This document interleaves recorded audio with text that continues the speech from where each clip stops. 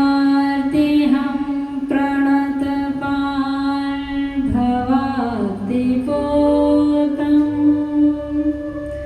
वन्दे महापुरुषते चरणारविन्दम्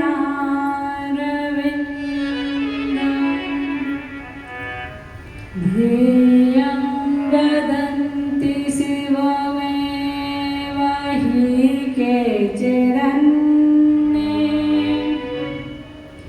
शक्तिं गणेशमपरयितु दिवाकरं वै रूपैस्तु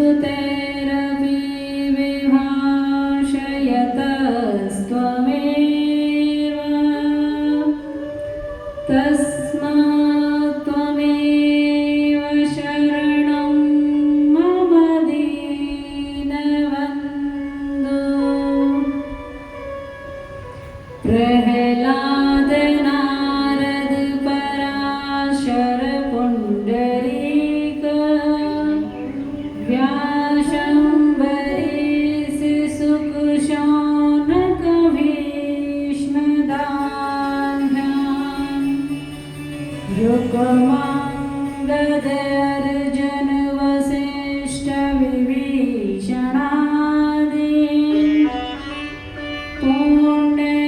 पुण्यनिकानि परं भागवतानि स्मरामि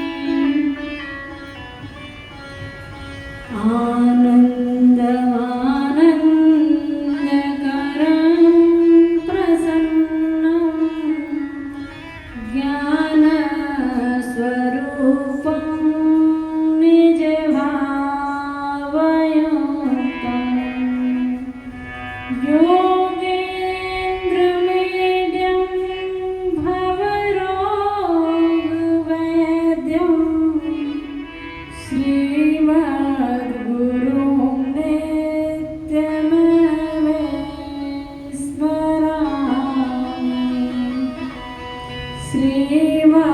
श्रीमद्गुरुं नित्यमेव स्मरामि व्यासं वसिष्ठनक्तारं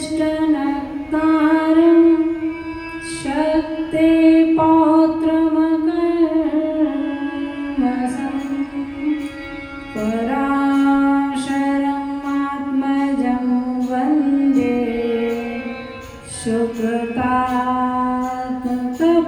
सुकृतातपोनिधम्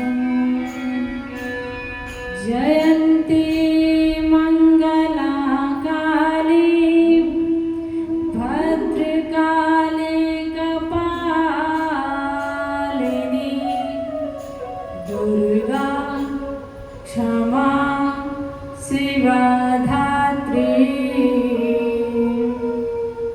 स्वाहा स्वधा नमस्तुते मत्समहापातकी नास्ति पापाग्ने त्वच्छमा एवं ज्ञात्वा महादेवी यथा योग्यं तथा कुरु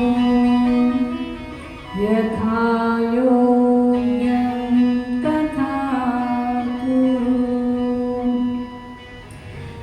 33 कोटि देव ऋषि 88 सहस्र श्री सीताराम चरण कमल मस्तक नवाती हूँ भरत लखन हनुमंत लाल की पावन पदार विंद मन में मनाती हूँ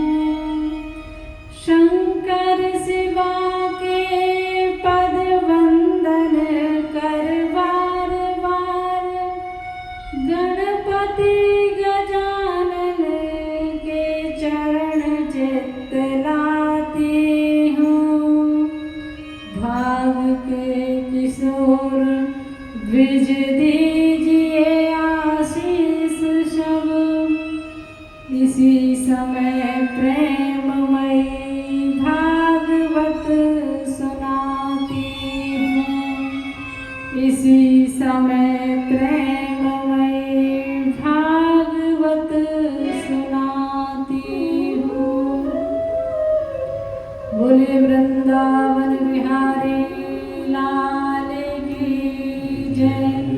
श्री सुखदेव जी महाराज की जय हो। श्री हनुमान जी महाराज की जय हो। जय जय श्री राधे पार्वती पते हर हर महादेव।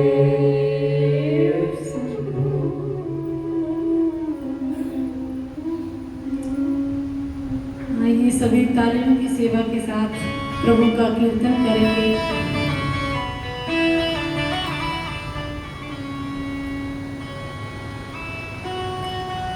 मैं करती रहूं गुणगान, मुझे दो ऐसा वरदान। करती रहूं गुणगान, मुझे दो ऐसा वरदान। मैं करती रहूं गुणगान, मुझे दो ऐसा वरदान। मैं करती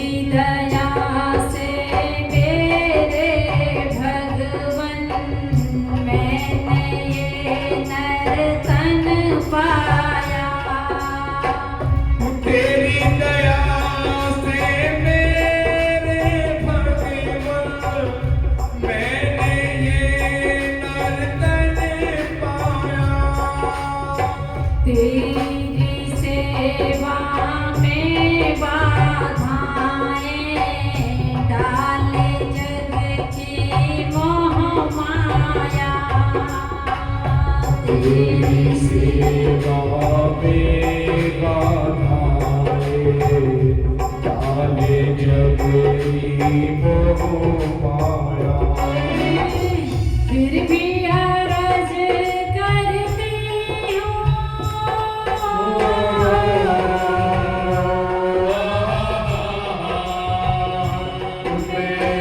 फिर भी अर्ज करती हूँ। हो सके तो दे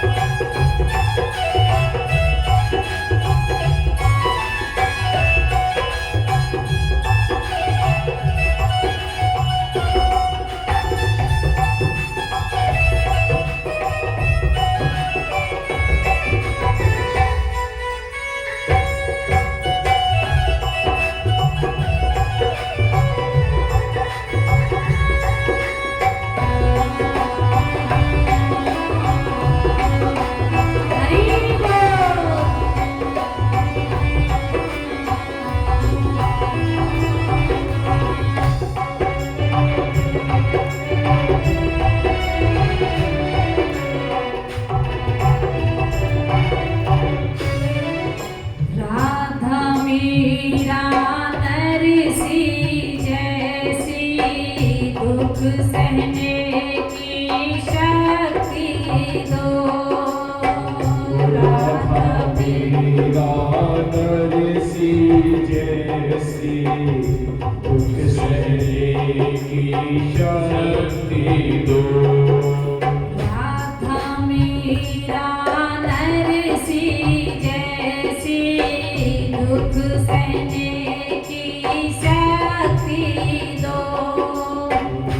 राधा मीरा नरसी जैसी दुख सहने की शक्ति दो। विचलित ना हो पथ से भगवन मुझको ऐसी शक्ति दो। विचलित ना हो पथ से भगवन मुझको ऐसी शक्ति दो। तेरी सेवा में हो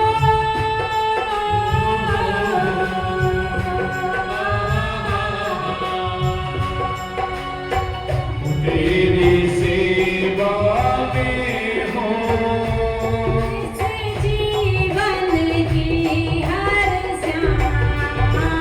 हो मैं करती रहूं गुणगान, मुझे तो ऐसा वरदान,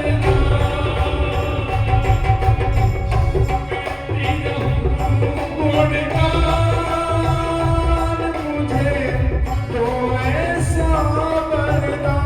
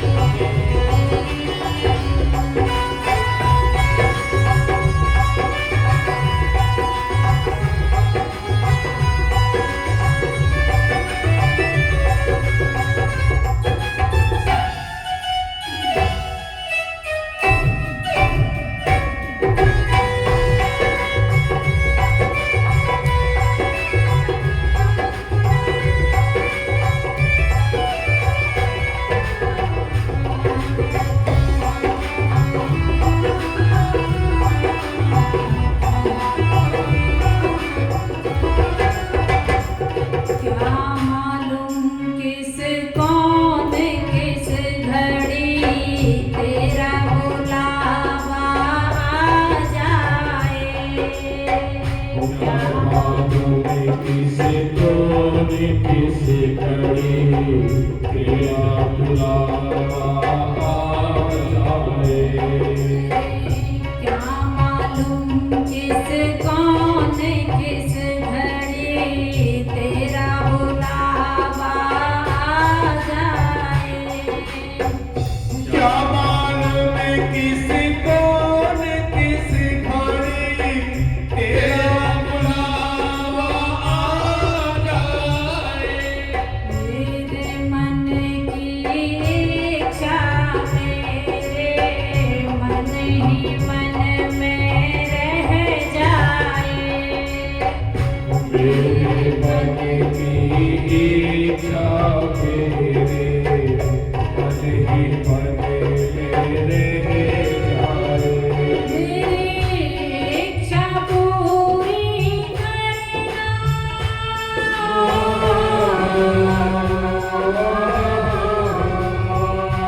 मेरी इच्छा पूरी करना।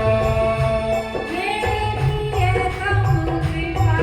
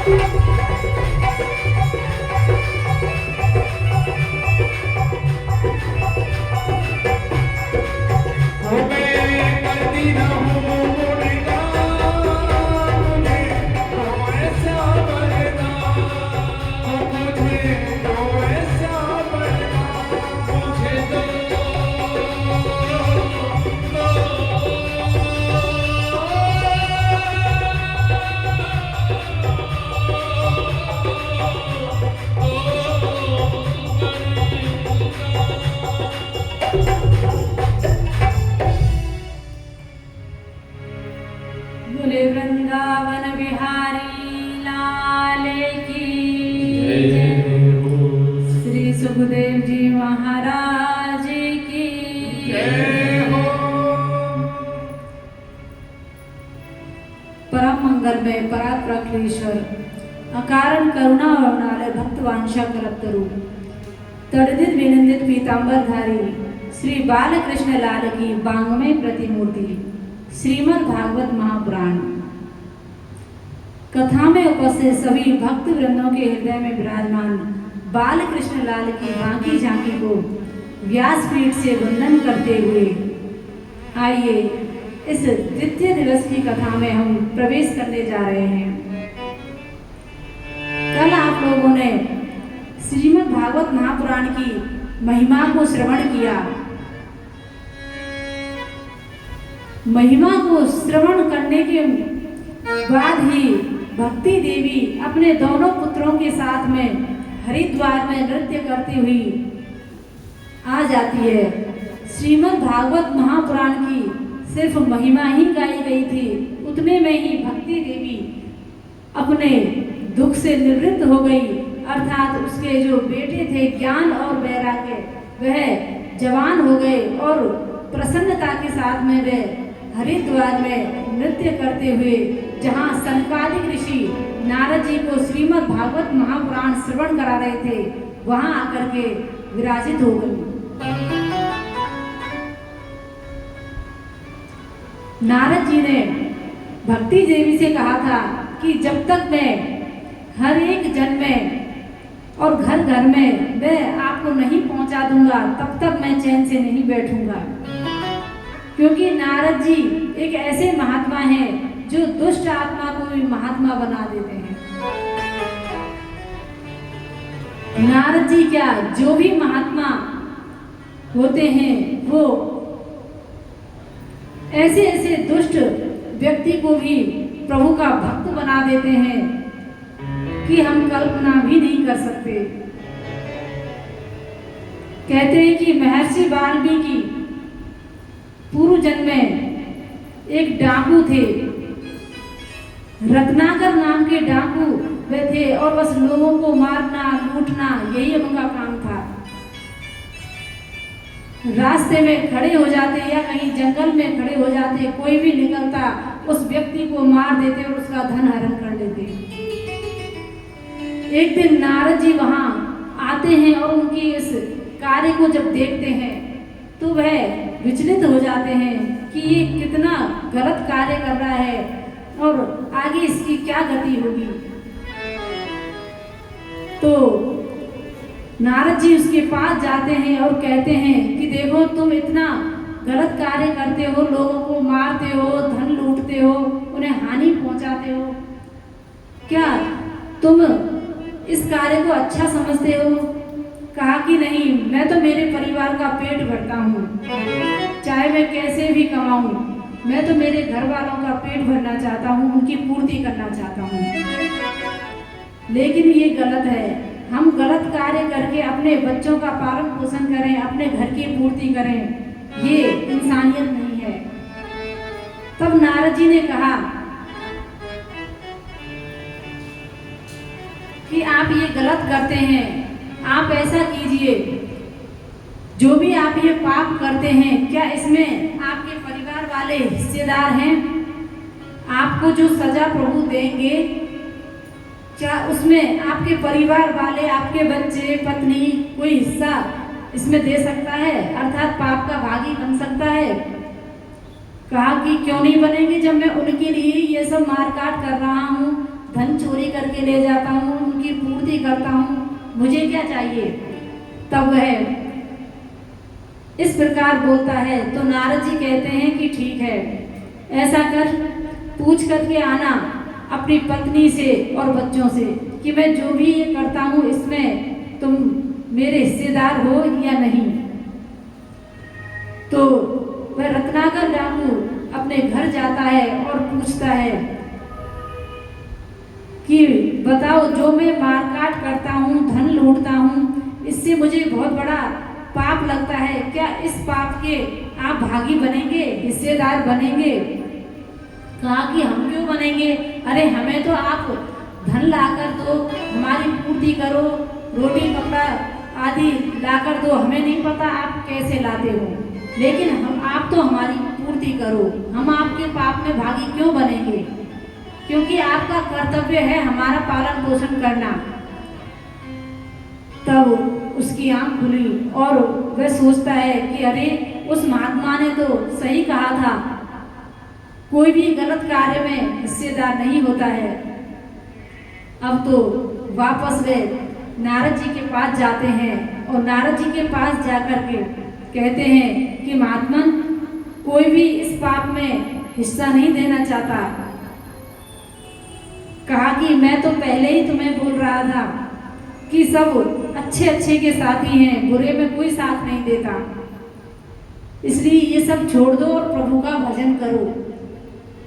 कहा कि मैं प्रभु का भजन कर भी लूं तो कैसे करूं, क्योंकि मैं तो इतना बड़ा दुराचारी हूं कि मेरे मुख से तो प्रभु का नाम ही नहीं निकलेगा, क्योंकि वह तो मारकाट करता था। इसलिए प्रभु ने नारद जी ने उनसे कहा कि ऐसा करो, तुम राम राम जपो, लेकिन वो राम राम उसके मुख से निकलता नहीं। देखिए इतने बड़े बड़े पापी भी होते हैं जो प्रभु का नाम लेना ही नहीं चाहते। उनसे यदि बोलते हैं कि अरे भाई राधे राधे, कहते हैं कि अरे राधे राधे क्या, हेलो हाय करो। अरे हेलो हाय में क्या रखा है, हाय हाय तो वैसी ही हो रही है संसार में। इसलिए प्रभु का नाम गाइए। तो उस रत्नाकर डाकू से जब कहा कि राम नाम गा, लेकिन उससे राम राम तो नहीं कहा गया, उसने मरा मरा कहा और कहा कि ठीक है तू ऐसा कर, मरा मरा ही जप लेना, पर जप लेना। कहते हैं भगवान का भक्त भगवान किस युक्ति से उसको भक्ति में लगाते हैं, दुष्ट व्यक्ति को वो वही जानते हैं। उन्होंने कहा कि ठीक है, यदि तू मरा मरा ही जपेगा तो भी तेरा कल्याण हो जाएगा। अब तो उसने बड़ी लगन के साथ में जब मरा मरा शब्द कहा तो वो राम में ही बदल गया। आप भी यदि बार बार मरा मरा मरा मरा मरा राम राम की ध्वनि आने लग जाएगी, तो उसने मरा मरा मरा मरा मरा कह करके ही इतनी बड़ी उनकी समाधि लग गई कि उनके शरीर पर बर्फीक जम गई, अर्थात मिट्टी जम गई। तप करते करते, नाम जप करते करते उनकी शरीर पर जब बल्मीक जमी तो उससे ही उनका नाम वाल्मीकि हुआ। फिर उन्होंने ऐसी तपस्या की कि वह प्रभु का नाम गा करके उल्टा नाम जपत जब जाना, वाल्मीकि होए ब्रह्म समाना। तो कहते हैं भगवान का नाम आप उल्टा लो चाहे सीधा लो, सोकर लो चाहे बैठ कर लो, चलते लो चाहे भोजन बनाते हुए लो, खाते हुए लो, कैसे भी लो, पर भगवान का नाम लो। भाव को भाव अनख आलसऊ, नाम जपत मंगल दिस दसऊ। लेकिन हमारे मुख से नाम ही नहीं निकलता। हम और बातें तो खूब करते हैं, लेकिन यदि कह दें कि आप इतनी देर नाम जप करके बताओ तो आलस आने लग जाएगा। और इसी काम को लोग बात सबसे आसान भी समझते हैं। कहते हैं कि अरे ये कथा भागवत और ये सब अनपढ़ों के और मूर्खों के काम है, हम अपना कीमती समय इसमें बर्बाद नहीं करते। और उनसे ही कहते हैं कि 10 मिनट माला जप करके बता दे तो वही काम उनसे नहीं होगा। तो भगवान को भजना इतना आसान नहीं है। जिसको भगवान अपने पास बुलाते हैं, अपने नजदीक बुलाते हैं, अपना बनाना चाहते हैं, वही प्रभु का नाम गा सकता है, कथा में बैठ सकता है और प्रभु का कीर्तन कर सकता है। और किसी में ये सामर्थ्य नहीं, उसकी इच्छा के बगैर कुछ नहीं हो सकता। इसलिए आप जब भी प्रभु का नाम लें तो बड़े भाव से लें, क्योंकि भगवान का नाम हमारा कल्याण करता है। कहते हैं कि मुखम पवित्रम यदि राम नामम, हृदय पवित्रम यदि ब्रह्म ज्ञानम, चरणों पवित्रम यदि तीर्थ गमनम, हस्तो पवित्रं यदि पुण्यदानं हस्तो पवित्रं यदि पुण्यदानं। मुख पवित्र वही है जब उससे आप प्रभु का नाम गाएंगे, प्रभु का कीर्तन करेंगे। जिस मुख से झूठ निकलता हो और अपशब्द निकलते हों, निंदा चुगली करते हो, तो वह मुख पवित्र हो ही नहीं सकता और भगवान उस व्यक्ति को बिल्कुल पसंद भी नहीं करता। और हृदय वह पवित्र है जिसमें ब्रह्म ज्ञान हो, अर्थात ये जानने की क्षमता हो कि क्या गलत है और क्या नहीं, क्या हमें करना चाहिए, क्या नहीं करना चाहिए, और प्रभु को कैसे पाना है। ये सब बातें जिसके अंदर हैं वही हृदय पवित्र है और चरण वही पवित्र हैं जो प्रभु की परिक्रमा लगाते हैं, प्रभु की तीर्थों पर जाते हैं। हाथ वह कम पवित्र हैं जो पुण्य दान करते हैं, दीन दुखियों की सेवा करते हैं। तो इसलिए अपने इस पूरे शरीर को प्रभु की सेवा में लगा दीजिए और प्रभु की सेवा जब आप करोगे तो प्रभु प्रसन्न होंगे।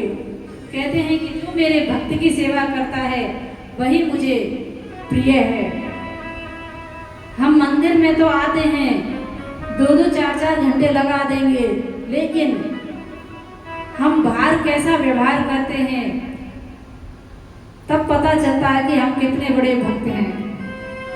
मंदिर में तो कोई भी आएगा वो भक्त ही लगेगा, लेकिन बाहर हमारा क्या व्यवहार है ये हम नहीं तय करते, हमें देखने वाले सुनने वाले ये तय करते हैं।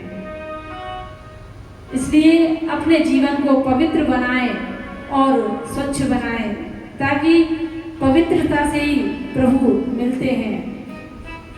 जिसके जीवन में आचरण में पवित्रता ही नहीं है वो प्रभु को कैसे पा सकता है। तो देखिए, कल आपने श्रवण किया कि श्रीमद् भागवत महापुराण की महिमा जब गाई गई तो भक्ति के जो बेटे हैं भक्ति देवी के ज्ञान और वैराग्य वो जवान हो गए और श्रीमद् भागवत महापुराण श्रवण करने मात्र से ही धुंधकारी का उद्धार हो गया। धुंधकारी महान प्रेत था जिसकी मुक्ति श्राद्ध करने से भी नहीं हुई थी, और प्रभु का जब नाम सुनाया, प्रभु की भागवत सुनाई, तो वह 7 दिन में ही उसका उद्धार हो जाता है और प्रभु का पार्षद बनकर के खड़ा हो जाता है। तो मनुष्य का उद्धार क्यों नहीं होगा? लेकिन हम जब प्रभु का नाम जप करेंगे, कीर्तन करेंगे, तभी हमारा उद्धार होगा। यहाँ हम प्रभु का भजन करने के लिए आए हैं। प्रभु ने हमको उतारा है कि ये मेरा काम करेगा, दीन दुखियों की सेवा करेगा, सत्संग करेगा, लेकिन हम यहाँ आकर के उल्टे चलते हैं। तो इसलिए प्रभु एक ही बात कहते हैं कि जो मेरी ओर 1 पग आएगा मैं उसकी ओर 8 पग बढ़ाऊंगा, अर्थात मैं अनेकों कदम बढ़कर के आऊंगा, लेकिन बस एक बार मेरी ओर आ जाए। इसलिए कहते हैं कि प्रभु की भक्ति कीजिए।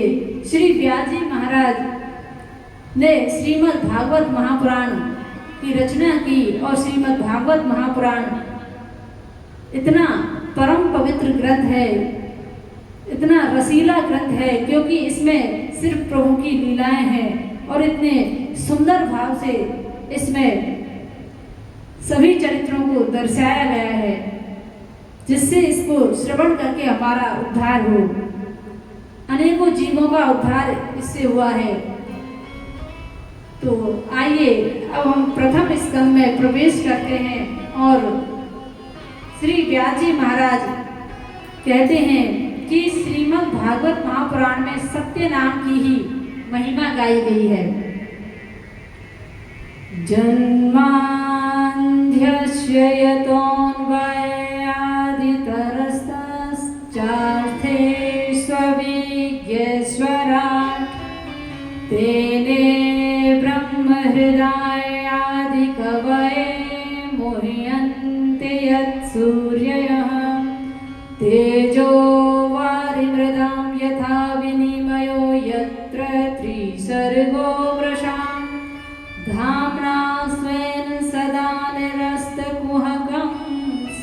सत्यं परं धीमहि सत्यं परं धीमहि। व्यास जी ने कहा कि पूरे संसार के जन्म इत्यादि के कारण प्रभु ही हैं, इनकी यही उत्पत्ति करते हैं, यही पालन पोषण करते हैं और यही लय कर देते हैं। तो सबका आधारभूत प्रभु ही हैं, जो अपनी इच्छा के स्वयं ही मालिक हैं, उनके ऊपर कोई नहीं, जिन पर किसी का शासन नहीं चलता, जो ब्रह्मा आदि इत्यादि बड़े बड़े सुरों के भी, देवताओं के भी कि अपनी माया से मोहित कर देते हैं। जिसकी माया में ब्रह्मा आदि नारद आदि भी आ जाते हैं, तो हम और आप किस गिनती में हैं। इसलिए कहा जाता है कि जितना हम प्रभु का नाम जप करेंगे तो हमें इतना ज्ञान अवश्य आ जाएगा कि हमें क्या करना चाहिए और क्या नहीं। श्री व्यास जी महाराज कहते हैं कि जो माया से झूठ को सत्य और सत्य को झूठ में प्रतीत कर दे वही ईश्वर है। ऐसे सत्य स्वरूप प्रभु को हम नमस्कार करते हैं। भागवत जी में 3 जगह सत्य शब्द आया है, एक आरंभ में, एक मध्य में और एक अंत में। इसका तात्पर्य है कि भगवान तीनों कालों में सत्य हैं, क्योंकि प्रथम स्कंद के प्रथम श्लोक में सत्य शब्द गाया गया, दूसरी बार दसम स्कंद में देवताओं द्वारा भगवान की गर्भ स्तुति में जब गर्भ स्तुति करते हैं देवतागण, तब सत्य की महिमा को गाया गया और एक बार नहीं 9 बार गाया गया। सत्य व्रतम सत्य परम त्रिसत्यम सत्यस्य योनि निहतं च सत्य सत्यस्य सत्यमृत सत्यनेत्रं सत्यात्मकं त्वां शरणं प्रपन्नः। सत्य शब्द को देवताओं ने 9 बार गा करके गर्भ की स्तुति की है और तीसरी बार जब व्यास जी महाराज जी बताते हैं कि 12वें स्कंद के 13वें अध्याय में 19वें श्लोक में प्रभु ने सत्य शब्द की महिमा को गाया है। कस्मै येन विभासितोऽयं तुलो ज्ञान प्रदीपः पुरा तद्रूपेण च नारदाय मुनये कृष्णाय तद्रूपिणा योगीन्द्राय तदात्मनाथं भगवद्राताय कारुण्यय तक्षुद्धं विमलं विशोकमृतं सत्यं परं धीमहि सत्यं परं धीमहि। इस प्रकार सत्य शब्द को ही गाया, क्योंकि इसमें यदि कह देते रामम परम धीमहि, कृष्णम परम धीमहि या शिवम परम धीमहि, तो कहते कि ये शिव का ग्रंथ है, ये कृष्ण का ग्रंथ है या ये राम की महिमा गाई है। तो उन्होंने तो सत्य शब्द की ही महिमा गाई है और सत्य ही ईश्वर है। इस प्रकार सत्य शब्द की महिमा को गाया है और प्रभु तभी मिलेंगे जब हमारे अंदर से मात्सर्यता निकल जाएगी, जैसी भाव निकल जाएगा। हम एक दूसरे से जब अपनी तुलना करते हैं तो हम वहीं पर अपने आप को गलत साबित करते हैं, क्योंकि इस संसार में अलग अलग मनुष्य की अलग अलग रीति है और वह क्योंकि भगवान ने सबको अलग अलग बनाया है, सबके अलग अलग विचार दिए हैं, तो अपना कार्य करते रहना चाहिए और प्रभु का नाम गाते रहना चाहिए। किसी के कार्य को देख करके हमारे अंदर हीन भावना नहीं आनी चाहिए, और जिसके अंदर हीन भावना आ गई वह फिर हृदय पवित्र हो ही नहीं सकता।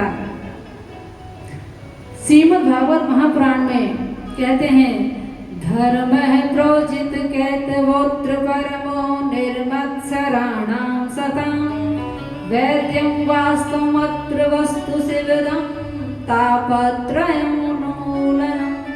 श्रीमद्भागवते महामुनि कृते किं महापरिरीश्वरः सद्यो हृद्यते त्रिकृतिभिः शुश्रूषभिस्ततक्षणात्। कहते हैं जिसके अंदर से मत्सरता निकल जाए और जेलसी निकल जाए तो वह हृदय पवित्र हो जाता है और उसे सत्य इसमें कहा है कि जो प्रभु की भक्ति करता है और इन नियमों पर चलता है तो उसको तुरंत तत्क्षण उसे प्रभु का दर्शन हो जाता है।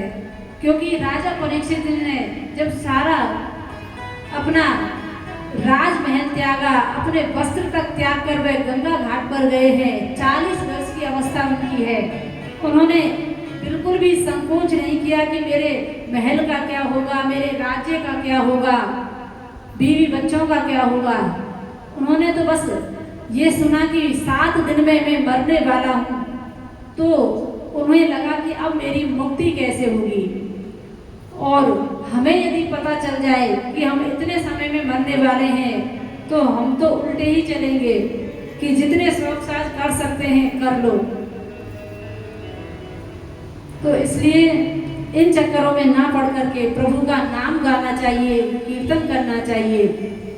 इधर व्यास जी कहते हैं कि ये श्रीमद् भागवत महापुराण हमें कहाँ से प्राप्त हुई और ये कैसा शास्त्र है।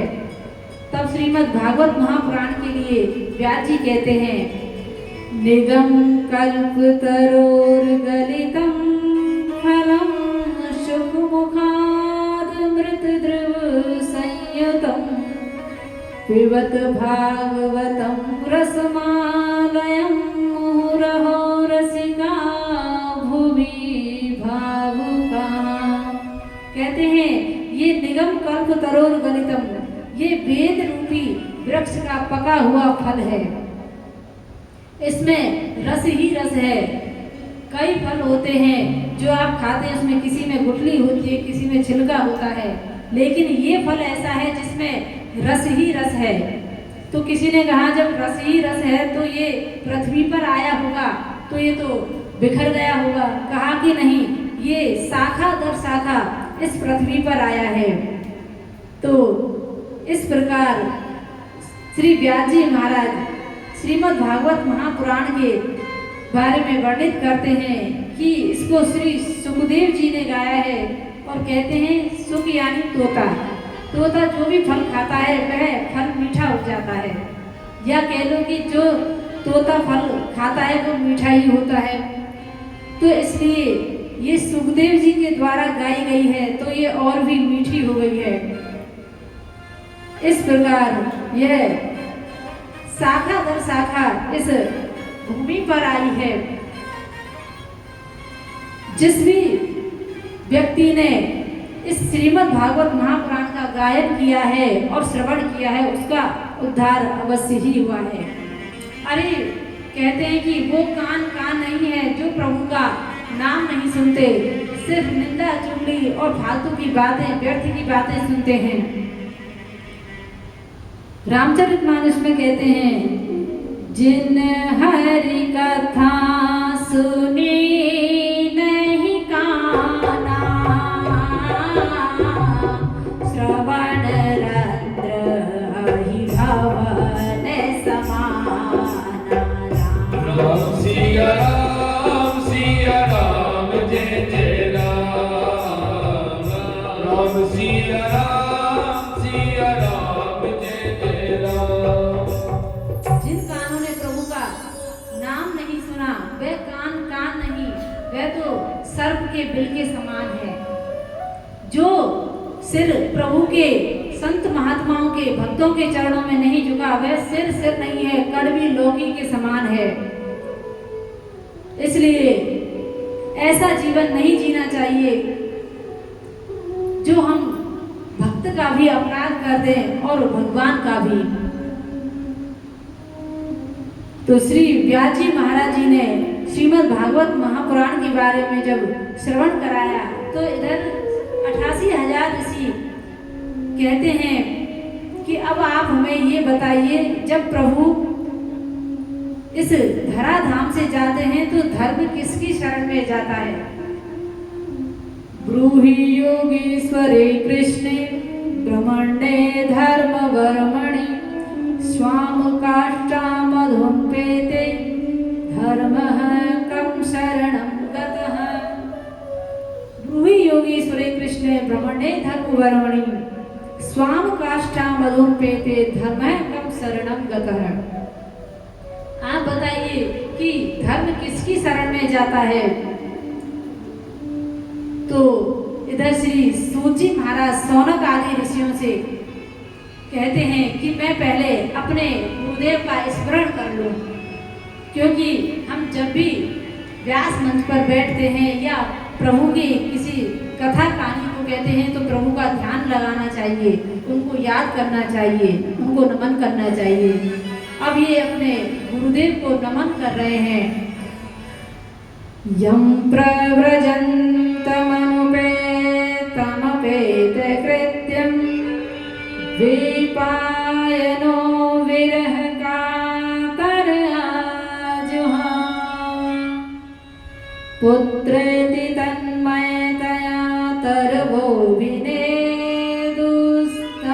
सर्वभूतहृदयं मुनिमानतोऽस्मि स्तं सर्वभूतहृदयं मुनिमानतोऽस्मि।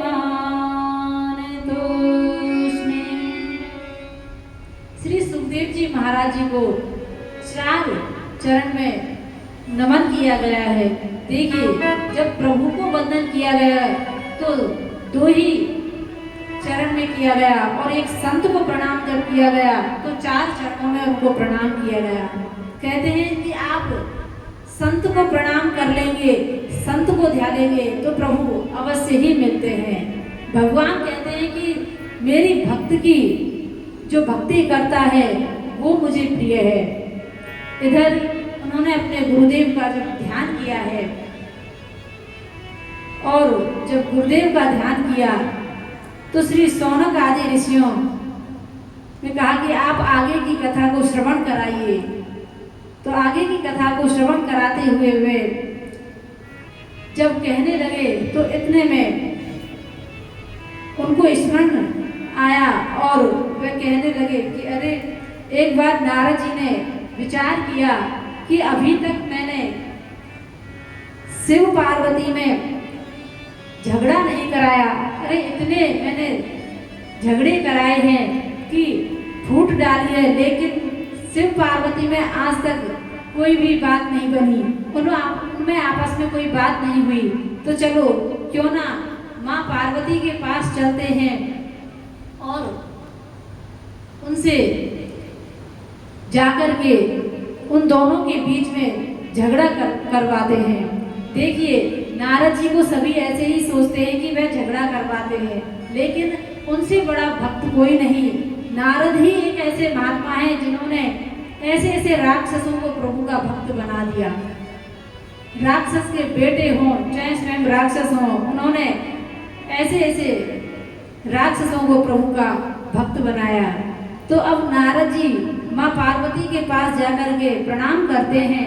माँ पार्वती जी उन्हें कहती हैं, आइए देवऋषि नारद, कैसे आना हुआ? कहा कि बस यहाँ से निकल रहे थे, सोचा आपके दर्शन करते चले। कहा ये तो आपने ठीक किया। कहा कि प्रभु दिखाई नहीं दे रहे, कि प्रभु तो यहाँ नहीं है। अब उनको और अवसर मिल गया। उन्होंने कहा कि अरे, अब तो कहीं सच्ची प्रीति देखने को ही नहीं मिलती, सच्चा प्रेम देखने को ही नहीं मिलता, जहाँ देखो स्वार्थ भरा पड़ा है। अब तो माँ पार्वती बोली कि आप ये सब बातें मुझसे क्यों कह रहे हैं?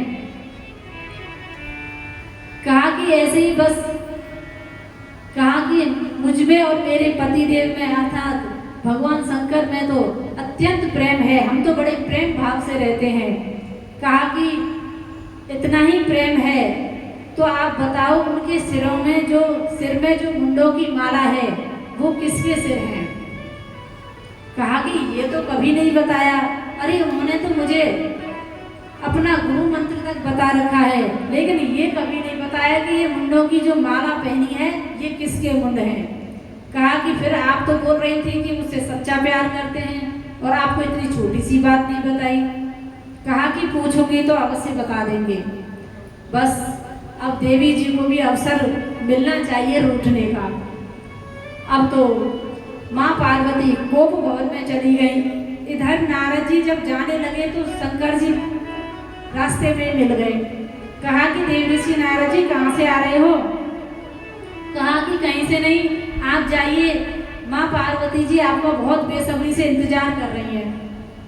इधर वे जब जाते हैं, कहा कि कुछ ना कुछ गड़बड़ अवश्य करके आए हैं। नारद जी तो वहां से भगवान का कीर्तन करते हुए निकल जाते हैं और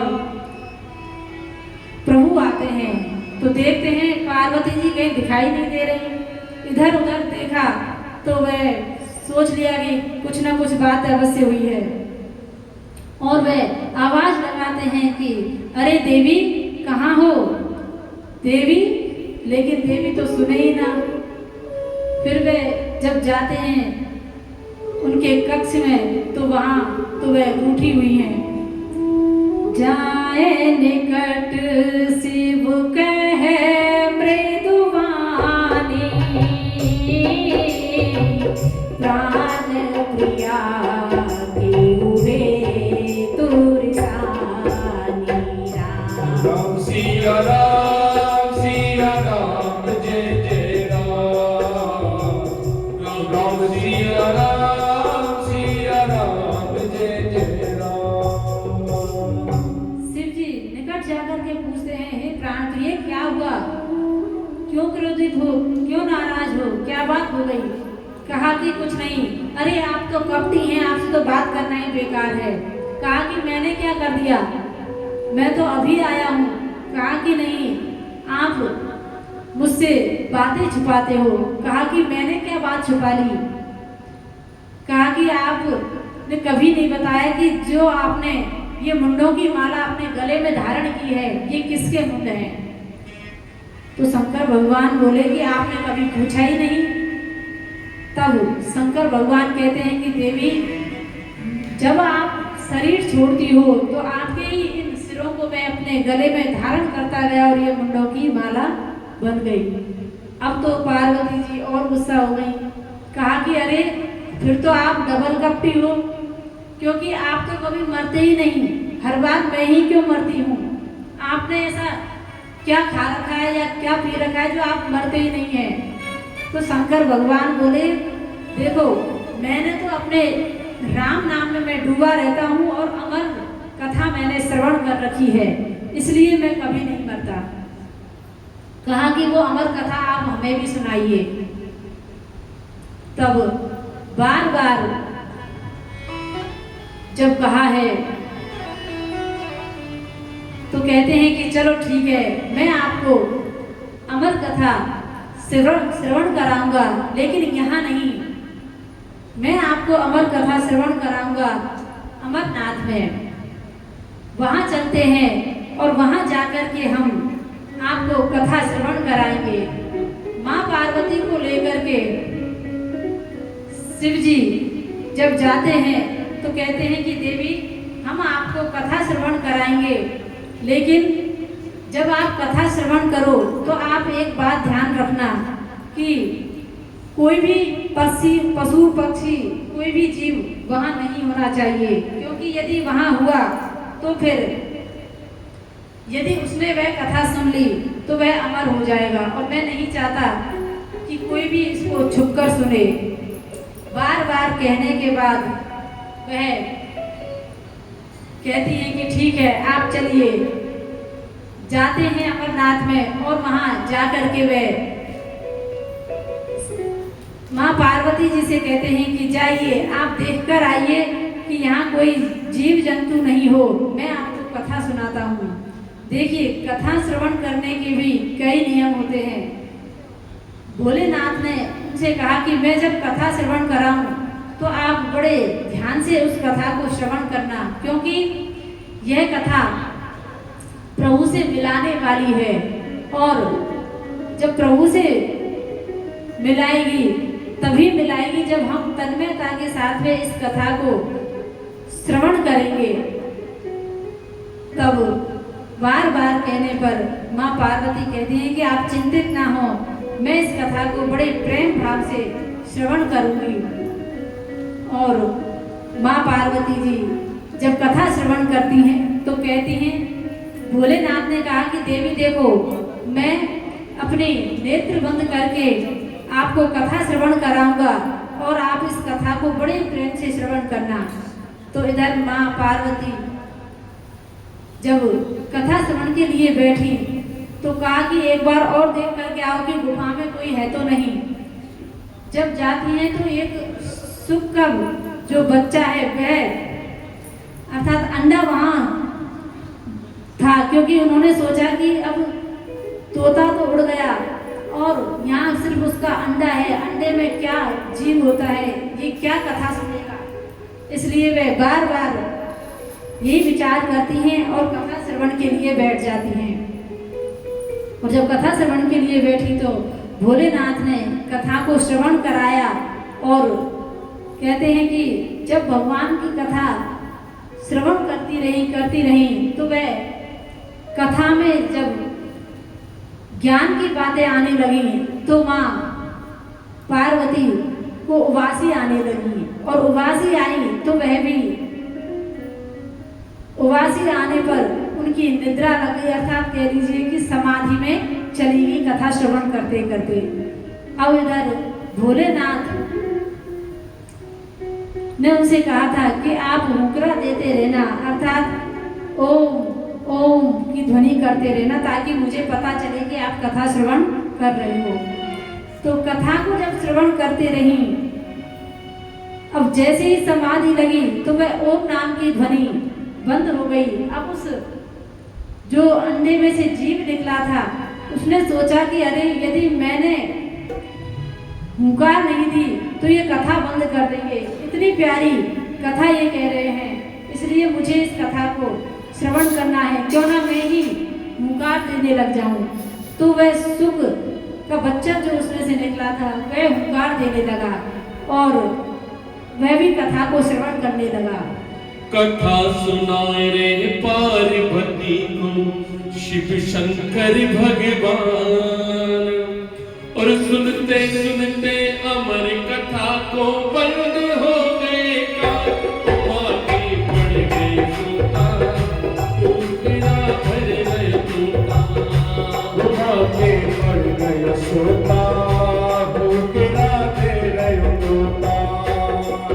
अरे कथा सुनाए रहे पार्वती को शिव शंकर भगवान, कथा सुना रहे पार्वती को शिव शंकर भगवान।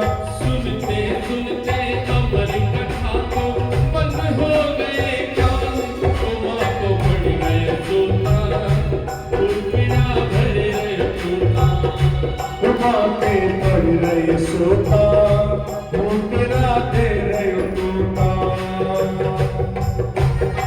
दोनों हाथों से ताली बजा के हे हरि।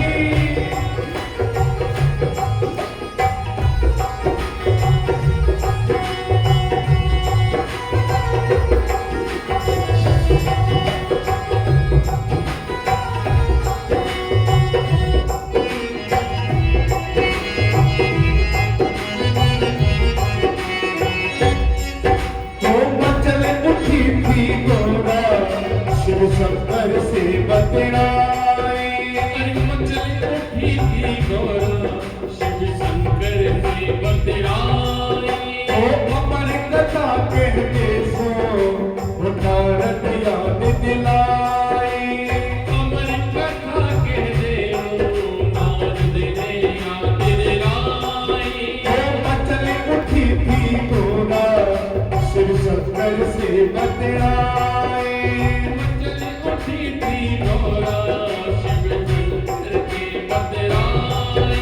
अमर कथा कहते सो नारद याद दिलाए, अमर कथा कहते सो नारद ने याद दिलाए।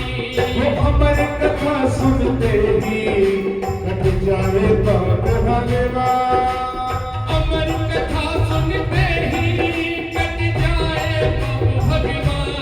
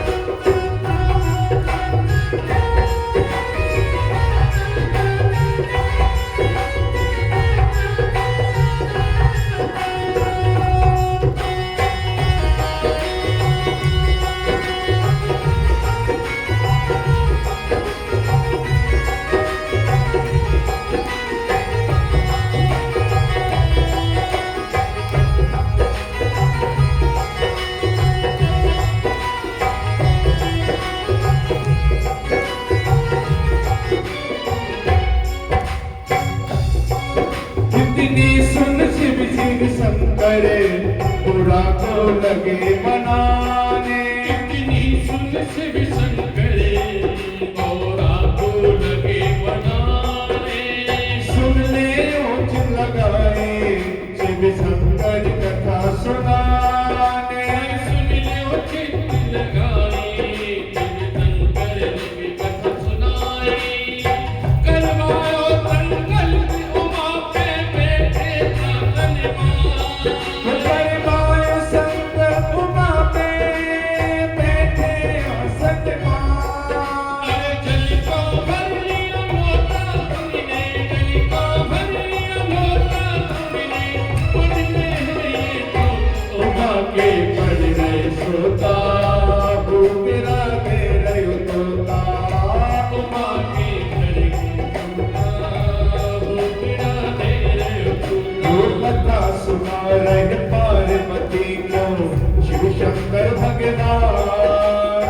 सुनते सुनते अमर कथा को पद हो गए कान। उमा के कर रहे सोता हो बिना दे रहे तोता। उमा के घर तोता हो बिना तेरे तोता। उमा के कर रहे सोता हो बिना दे रहे तोता। उमा के घर तोता हो बिना तेरे तोता। उमा के कर रहे सोता हो बिना दे रहे तोता। बोलो शंकर भगवान की जय हो। तो इस प्रकार जब कथा श्रवण करा रहे थे तो माँ पार्वती की समाधि लग जाती है। और जैसे ही प्रभु ने भगवान शंकर ने जयकारा लगाया, बोले भागवत महापुराण की जय हो। जय जय श्री राधे। जैसे ही जयकारा लगाया तो माँ पार्वती जी की निद्रा टूटी और उन्होंने कहा कि प्रभु आप बताइए प्रभु के विवाह के बाद क्या हुआ। कहा कि देवी विवाह के बाद क्या हुआ। अरे मैंने तो पूरी कथा को श्रवण करा दिया, आपका ध्यान किधर था। कहा कि आप जब कथा श्रवण करा रहे थे तो मेरी बीच में ही समाधि लग गई। कहा कि फिर ये हुक्रा कौन दे रहा था। कहा कि यहाँ तो कोई भी नहीं है। कहा कि नहीं, कथा तो मैंने पूरी श्रवण कराई है और मुझे हुंकार सुनाई दी। तब शिव भगवान को क्रोध आ गया और वह त्रिशूल लेकर के गुफा के बाहर जब जाते हैं तो देखते हैं एक तोता वहाँ बैठा हुआ था। और जब भगवान शंकर को आते हुए देखा तो वह फड़फड़ाकर उड़ने लगा और वह उड़ता जा रहा है। भगवान शंकर उसके पीछे हैं। अब उसने सोच लिया कि आज तो मेरी मृत्यु निश्चित है। जब वह भागता जा रहा है तो इधर जब वह व्यास जी के आश्रम की ओर जाता है तो वहाँ उनकी पत्नी बिटिका अपने बाल सुखा रही थी और उनको जब उबासी आई तो उसने छोटा सा स्वरूप बनाया और वह उनके गर्भ में जाकर बैठ गया। इधर शंकर भगवान आश्रम के बाहर कहते हैं कि व्यास जी आप बाहर आइए, कि व्यास जी महाराज आप आश्रम से बाहर आइए, आपके घर में मेरा चोर घुसा है। व्यास जी महाराज बाहर आए और पूछा कि अरे भगवान शंकर आप मेरे द्वार पर। कहा कि अरे आपके यहाँ मेरा चोर अभी चोरी करके घुसा है। कहा कि प्रभु आपके यहाँ से चोर क्या लाएगा। अरे लोग आपके ऊपर चढ़ाते भी हैं तो धतूरा भांग ये इत्यादि चढ़ाते हैं, क्या इनको खा करके आग धतूरे को खा करके क्या उसको मरना है। कहा कि नहीं, वो मेरी अमर कथा सुन के भागा है। अब देखिए भोले भगवान कहते हैं, इसीलिए तो उनको भोले भगवान कहा जाता है कि वो इतने भोले हैं कि उनको ये नहीं पता कि उसने अमर कथा सुन ली। अर्थात भगवान शंकर को ये भूल हो गई कि अरे जब अमर कथा सुन करके वह जा रहा है तो वो मरेगा कैसे। शंकर भगवान एकदम भूल गए और उनको जब याद आई तो व्यास जी महाराज कहते हैं कि अरे जब उसने अमर कथा को श्रवण ही कर लिया तो फिर वो मरेगा कैसे। आप भी व्यर्थ में ही हल्ला मचा रहे हैं। कहा कि अरे मुझे ये तो पता ही नहीं था कि उसने अमर कथा को श्रवण किया है। ठीक है ब्यास जी, मैं चलता हूँ अपने कैलाश पर्वत पर। इधर से शंकर भगवान कैलाश पर्वत पर चले जाते हैं और व्यास जी अपने आश्रम में आ जाते हैं। तो कहते हैं कि जो सुख उनके गर्भ में गया था वह 1 वर्ष नहीं, 2 वर्ष नहीं, पूरे 12 वर्ष उनके गर्भ में बैठा रहा। जब इतना समय हो गया तो बिटिका भी घबराने लगी, अपने पति से बोली कि प्रभु पता नहीं गर्भ में ऐसा कौन सा जोगी है, ऐसा कौन सा योगी मेरे गर्भ में है जो ओम नाम की ध्वनि निकलती है और वह निकलने का नाम ही नहीं ले रहा। अरे बच्चा 9 महीने में हो जाता है लेकिन इसको तो 12 वर्ष हो गए हैं, ये इस संसार में आना ही नहीं चाहता। जब ये बात कही तो इधर व्यास जी ने उनसे प्रार्थना की है कि हे योगीराज, आप अपनी माँ के गर्भ से बाहर आइए, उनको पीड़ा होती है, उनसे ये दुख सहा नहीं जाता, आप गर्भ से बाहर आइए। कहा कि मैं गर्भ से बाहर नहीं आऊँगा, क्योंकि मैं जैसे ही गर्भ से बाहर आया उसको माया अपने लपेटे में ले लेगी और मेरा भजन छूट जाएगा। कहा कि नहीं, आपको माया बाधित नहीं करेगी, आप एक बार गर्भ से बाहर आइए। कहा कि मैं नहीं आऊँगा, क्योंकि जिस प्रकार बरसात की बूंदें जब पड़ती हैं तो वह जमीन में आकर कीचड़ हो जाती हैं, मैली हो जाती हैं, तो ऐसे ही ये जीव है गर्भ में से आते ही तेरे मेरे के चक्कर में पड़ जाता है और अनेकों विकार इसके अंदर आ जाते हैं। इसलिए मैं इस संसार में आना ही नहीं चाहता। अब तो आप जब बार बार उसे प्रार्थना करने लगे हैं व्यास जी महाराज, जब नहीं आए तो उन्होंने कहा कि देखो मैं एक शर्त पे ही इस गर्भ से बाहर आऊँगा, स्वयं प्रभु आकर के कह दें कि मेरी माया उनको बाधित नहीं करेगी, तभी मैं गर्भ से बाहर आऊँगा। तो भगवान स्वयं आए हैं और उनसे प्रार्थना की है कि हे योगीराज, आप इस संसार में आइए, आपको मेरी माया कभी भी बाधित नहीं करेगी। प्रभु के कहने से वह गर्भ से बाहर आते हैं और गर्भ से बाहर आते ही, क्योंकि 12 वर्ष के तो वो गर्भ में ही थे और 4 वर्ष की अपनी आयु उन्होंने स्वयं बढ़ा ली और 16 वर्ष की अवस्था करके वे अपने नाल को कंधे पर डालकर ही जंगल की ओर चलने लगे। नालो छेदन भी नहीं हुआ और बस वन की ओर जा रहे हैं।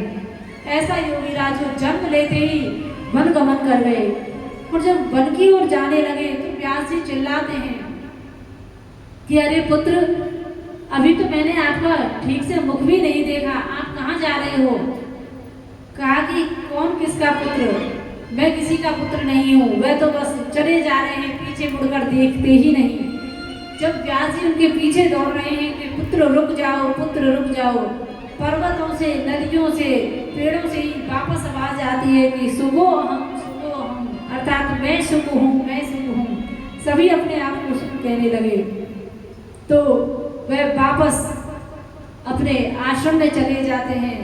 देखिए ये मनुष्य शरीर भी ऐसा ही है, जैसे पैसा होता है, पैसा ना जाने किस किस की जेब में जाता है। आपके पास है लेकिन थोड़ी देर में हो सकता है आपके पास ना रहे। तो ये जीवन भी पैसे की भांति है, पता नहीं आज यहाँ है पर कल कहाँ होगा। अनेकों जन्म ये भटकता रहता है। ऐसे ही ये जो मनुष्य देह है भटके ना, उसके लिए ही प्रभु का नाम सुनाया जाता है।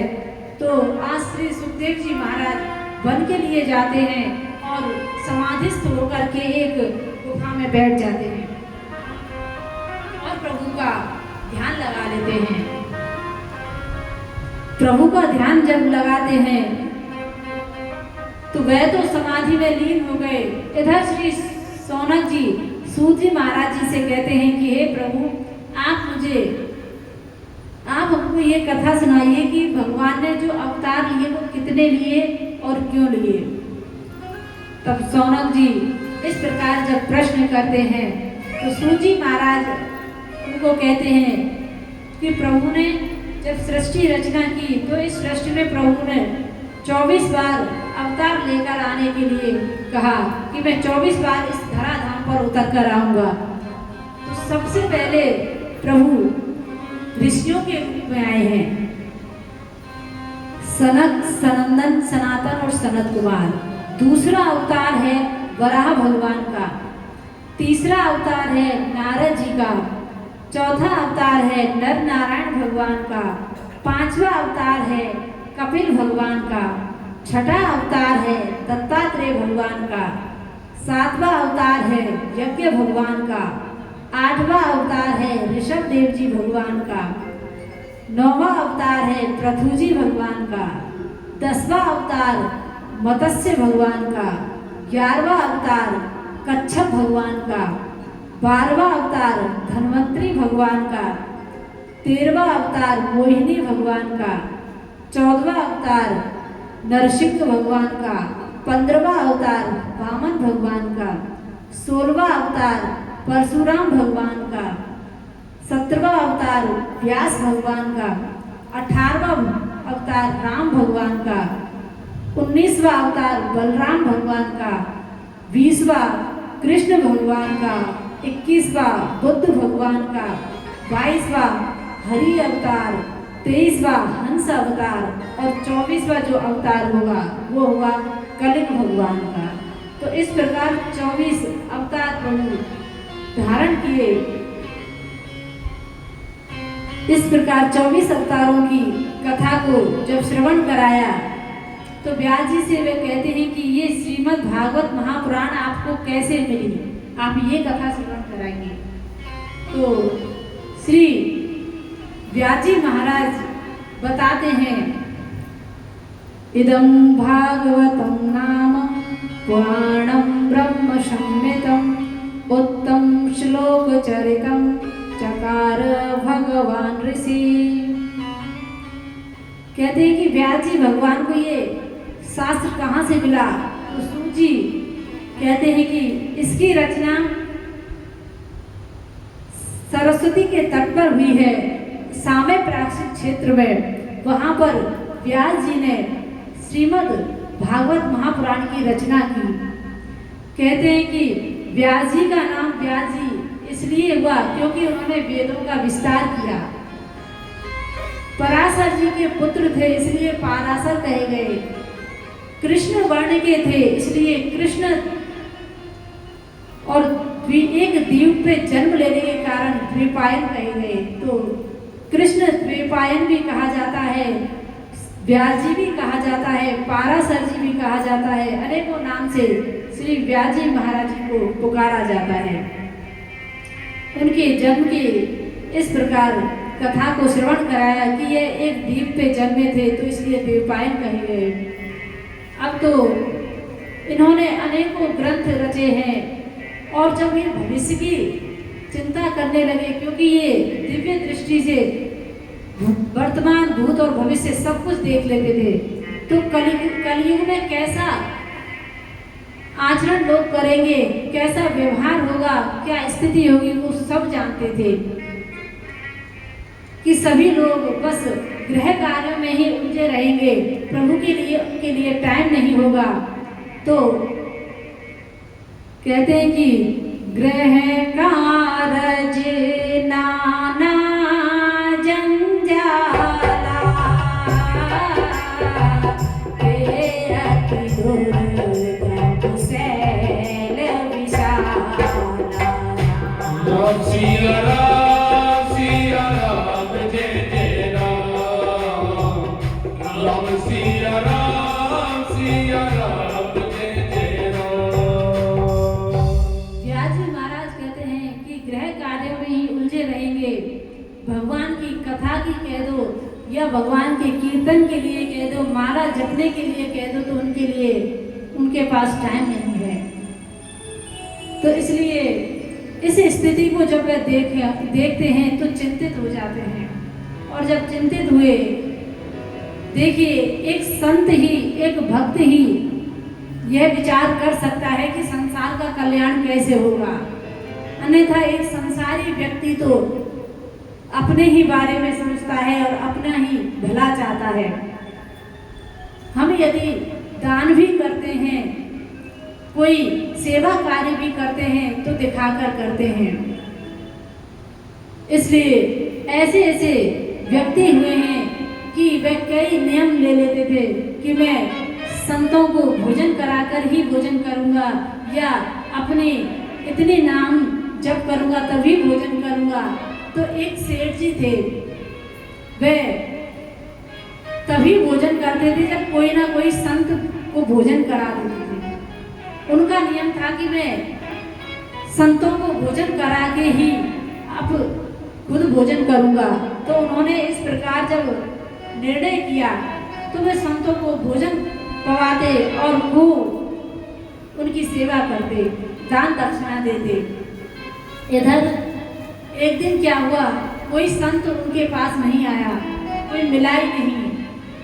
जब कोई संत नहीं मिला तो किसी व्यक्ति को चिंता हुई कि अरे आज तो सेठ जी भूखे रह जाएंगे और इतना सेवा कार्य करते हैं, इतना पुण्यवान उनका हृदय है, तो क्यों ना हम उनके लिए कुछ करें। तो एक ये दाढ़ी मूछ वाले व्यक्ति को, जिसकी दाढ़ी बड़ी हुई थी, थोड़ी बहुत जटाएं थी, उसको लेकर के वे उनके पास चले जाते हैं और संत का चोला पहना देते हैं और कह देते हैं कि हम एक महात्मा जी को लेकर आए हैं, आप इनको भोजन पवाइए। अब जैसे ही वह भोजन करने के लिए बैठा है तो वह तो बैठते ही भोजन करने लग गया। अब उसको शंका हुई सेठ जी को कि अरे ये कैसा महात्मा है कि भोजन रखते ही भोजन पाने लगे, ना प्रभु का नाम लिया ना कुछ, बस सीधे ही भोजन करने लगा। इसका मतलब ये असली महात्मा नहीं है। तब उन्होंने पूछा कि अरे आप कहाँ से आए हो और कौन हो। कहा कि हम तो महात्मा नहीं है, हमें तो ये लोग पकड़ कर के लाए हैं और इन्होंने ही कहा था कि भोजन करवाने के लिए ले चलते हैं। कहा कि अरे तुमने मेरे साथ ये गलत किया है। अरे मेरा प्रण है कि मैं महात्माओं को भोजन कराऊं, संतों को भोजन कराऊं, लेकिन मैं किसी नास्तिक को भोजन कराने का मैंने प्रण नहीं लिया, क्योंकि उसने बोल दिया था ना मैं किसी भगवान को जानता हूँ, ना मैं किसी कोई महात्मा हूँ, इसलिए मुझे तो बस भोजन के लिए लाए गए, तो मैं भोजन ही करने बैठ गया। कहा कि जाओ यहाँ से, मैं किसी नास्तिक को भोजन नहीं करा सकता। अरे मैं तो महात्माओं का को भोजन कराने का मेरा संकल्प है। इतने में वो चले जाते हैं। अब रात्रि में भगवान उनके स्वप्न में आते हैं। भगवान ने कहा कि अरे सेठ, मैं इतने वर्षों से इसको भोजन करा रहा हूँ, भोजन इसको दे रहा हूँ, क्योंकि ये नास्तिक है, मेरा नाम नहीं लेता, लेकिन इतने वर्षों से ये मेरा दिया हुआ भोजन कर रहा है। मैंने आज तक इसको नहीं कहा कि मैं तुझे भोजन नहीं दूंगा, और तुमने एक दिन भी इसको भोजन नहीं कराया। अरे तुम कैसे सेवक हो, मुझे तो अपना सेवक कहते हुए भी शर्म आ रही है। अरे तुम एक दिन भी ऐसे व्यक्ति को भोजन नहीं करा सकते जो नास्तिक है। अब तो वह बहुत लज्जित हुआ, तो प्रभु के चरणों में गिर के उसने क्षमा याचना की। तो कहते हैं कि देखिए, आप सेवा करते हैं तो आप ये मत सोचिए कि व्यक्ति कैसा है। सेवा सबके लिए बराबर होनी चाहिए। सेवा का भाव अपने हृदय में ऐसा होना चाहिए कि सबकी सेवा समभाव से करें।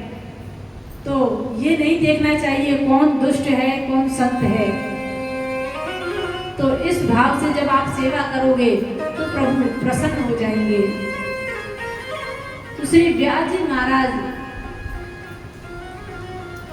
की जन्म की कथा सौनक आदि ऋषियों ने श्रवण करी, और इधर अब 18 पुराणों की रचना करने के बाद, वेदों को लिखने के बाद, उनका विस्तार करने के बाद, फिर भी उनके मन में संशय है और एक चिंता है कि मेरा कल्याण कैसे हो, और मैंने इतने पुराणों की रचना कर दी फिर भी मेरा मन शांत क्यों नहीं हुआ, इसका क्या कारण है।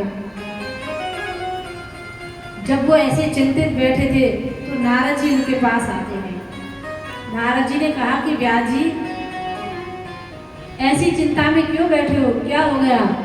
कहा कि प्रभु कुछ नहीं, मैंने इस संसार के में कलयुग में क्या होने वाला है वो सब देखा है, तो मेरे को चिंता होने लगी। और मैंने इतना सब कुछ किया, इतना मेरे अंदर ज्ञान है कि मैंने एक वेद को 4 वेदों में बांट दिया और 18 पुराण मैंने लिख दिए, लेकिन फिर भी मेरे मन को शांति नहीं। कहते हैं कि देखो, ज्ञान से कभी भी शांति नहीं मिल सकती, ज्ञान से अहंकार आ जाता है। इसलिए कहा कि आपने जो भी कुछ किया अपनी विद्वता ही बिखेरी है। इससे आपने बताया कि मैं कितना बड़ा विद्वान हूँ, लेकिन भगवान के भक्त नहीं हो आप। जब आप प्रभु की गुणगान करोगे, प्रभु की लीलाओं का गान करोगे, तभी आप प्रभु के भक्त कहलाओगे। कहा कि अब क्या करूं? तब उन्होंने कहा कि देखो, तुम श्रीमद् भागवत महापुराण की रचना करो। कहा कि ठीक है, मैं श्रीमद् भागवत महापुराण की रचना तो कर दूंगा, लेकिन क्या इससे किसी का उद्धार हुआ है? तब उन्होंने कहा कि बताइए, मैं अपबीती सुनाऊं या जगबीती? नारद जी कहते हैं, तो व्यास जी ने कहा कि ऐसा करो, जगबीती क्या, आपके ऊपर क्या बीती आप ये बताइए। तो नारद जी कहने लगे कि देखो, मैं एक दासी का पुत्र था पूर्व जन्म में। मेरी माँ दूसरों के घरों में झाड़ू पोछा का कार्य करती थी, बर्तन मांजती थी, और मेरे पिता मेरे जन्म के बाद ही ब्रह्मलीन हो गए, और अब तो मेरी माँ के ऊपर ही मेरी पूरी जिम्मेदारी आ गई। मेरी माँ जहाँ भी काम करने के लिए जाती, मुझे साथ लेकर जाती है। एक दिन माँ जब जिस सेठ के यहाँ पर काम करने के लिए गई थी, वहाँ पर चतुर्मास में संत आए हुए थे सत्संग करने के लिए। तो जब संत आए तो वहाँ वे जब काम करने के लिए जाती तो संतों का सत्संग भी श्रवण करती। अब तो जैसे ही संतों का सत्संग होता, वह बालक बाहर खेलता रहता, अर्थात नारद जी अपनी कथा श्रवण करा रहे हैं कि मैं बाहर ही खेलता रहता, कथा में बैठता ही नहीं, पांडाल के बाहर ही बस अपने खेल में लगा रहता।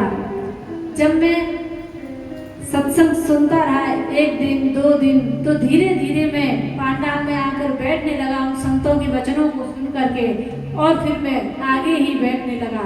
संत मेरे से बहुत प्रसन्न होते थे कि एक छोटा सा बालक इतने ध्यान से कथा श्रवण कर रहा है। तो वे मुझ पर बहुत प्रसन्न हुए, और जब संत को भोजन हुआ, उनको भूख लगी, तो एक दिन जब उनको भूख लगी है तो संतों की ही झूठन उठा करके वे खाने लगे, क्योंकि कहते हैं कि संतों का झूठा या शीत प्रसादी जो पाता है उसका हृदय अवश्य बदलता है। तो क्योंकि कहते हैं जैसा खाओ अन्न वैसा हो मन, तो जैसा अन्न खाओगे वैसा ही मन हो जाएगा। अब माताएं बहनें जब रसोई घर में भोजन बनाती हैं, तो जब प्रभु का नाम लेते लेते कथा श्रवण करते करते यदि भोजन बनाएंगी तो उस भोजन का स्वाद भी अलग होगा। और यदि हम फोन पर बात करते करते किसी की निंदा चुगली करते करते भोजन बनाते हैं तो उसका असर अलग होता है।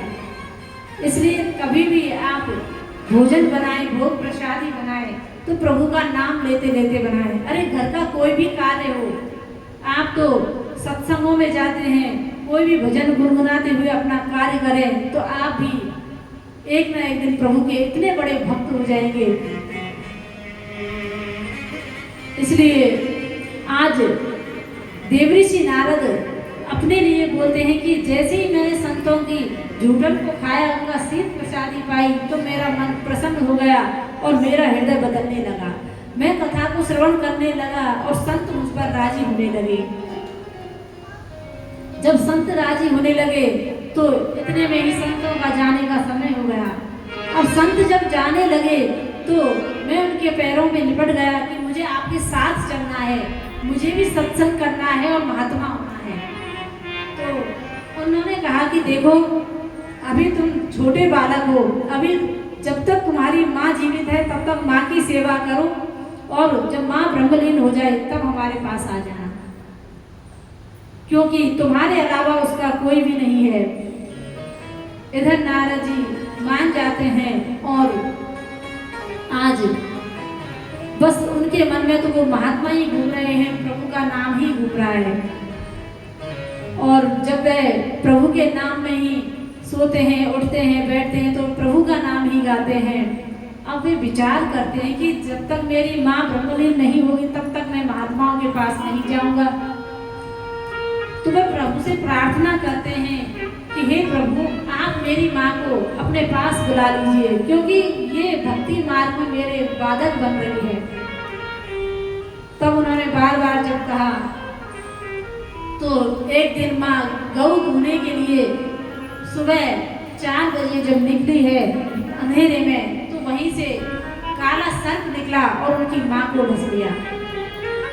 माँ की वहीं पर मृत्यु हो गई। और जब गांव वालों ने बताया कि अरे तुम्हारी माँ को तो सर्प ने डस लिया और उनकी मृत्यु हो गई, मन में तो बहुत प्रसन्न हुए और बाहर से दुल्हन कर रहे हैं, क्योंकि माँ थी। खुश इसलिए हो रहे थे कि अब वे स्वतंत्र होकर के प्रभु का भजन करेंगे। जब वे भगवान का भजन करने की सोच रहे थे तो आज तो माँ का अंतिम संस्कार किया है, तो सभी कहते हैं कि आप हमारे पास रुक जाइए। घर वाले भक्ति में जाने वाले को रोकते हैं, कोई भी ये नहीं कहता कि तुम भक्ति करो, लेकिन कहते हैं कि अरे क्या धरा है, पढ़ाई लिखाई करो, डॉक्टर इंजीनियर बनो, इन सब में क्या रखा है। लेकिन जो प्रभु जिससे जो कराना चाहते हैं वही करता है, हमारे बस की कुछ भी नहीं। तो नारद जी आज निकल गए संतों की खोज में, और संतों की खोज में जब निकले हैं तो कहीं भी वो संत दिखाई नहीं दिए। वो तो एक वृक्ष के नीचे प्रभु का ध्यान लगाने के लिए बैठ गए, और प्रभु का ध्यान जब लगाया तो ध्यान लगाते लगाते उनकी समाधि लग गई। और प्रभु ने जब उनके हृदय में झांकी दिखाई है, और जैसे ही झांकी को अदृश्य किया, वह झटपट आकर अपने नेत्र खोलते हैं कि अरे प्रभु की झांकी अभी मुझे दिखी थी, तो कहाँ गए। जब वो व्याकुल हुए तो प्रभु ने आकाशवाणी की, कहा कि तुम्हारा ये शरीर अभी मेरे लायक नहीं है, जब तक ये शरीर नहीं मिट जाता इससे अगले जन्म में मैं तुमको अवश्य मिलूंगा। तो वह शरीर प्रभु का भजन करते करते जब छूटता है तो वह ब्रह्मा की गोद से जन्म लेते हैं और देवऋषि नारद बन करके खड़े हो जाते हैं। बोलिए भक्त वत्सल भगवान की।